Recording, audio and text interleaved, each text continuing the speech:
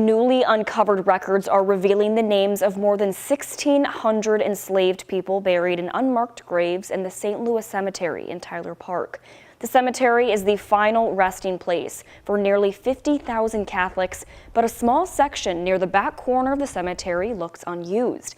Deacon Ned Berghausen scoured through cemetery records and uncovered the names of 1,600 people buried there. Now he's been working with local activist and nationally recognized poet Hannah Drake to restore some of the dignity that was denied to the people buried there. Photojournalist Elijah McKenzie takes us to the cemetery as the two plan to release the names of the people buried there. We are standing on unmarked graves in this space. Enslavement touches everybody. It is the story of America. You know, cheers. And then there are 1,630 people who were put in this section that is designated for Black Catholics. The trees that are behind me were a visible way of demarcating that this was not a white section. It kind of forms a square here with this line of trees that comes down here up to the back of the space. I want people, to see this field, to see this line of trees and understand that even in death there was segregation.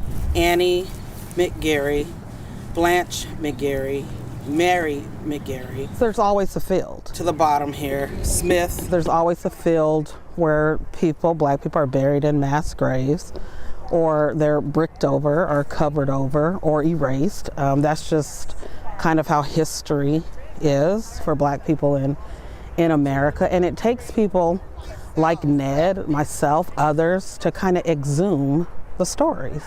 And that's what we're doing on Saturday. Like, who were these people that were here? You have the same name, sometimes as many as 6 individuals. I think it's a first step in a longer process. It's part of a bigger story of the process of researching and uncovering the names of people buried in this section. Everyone has a name, everyone. And everyone wants to be remembered. When you look around at this cemetery, all of these people wanted to be remembered. They wanted to say, I existed. Tomorrow, the Unknown Project will host a remembrance ceremony and reading of the names for the people buried there.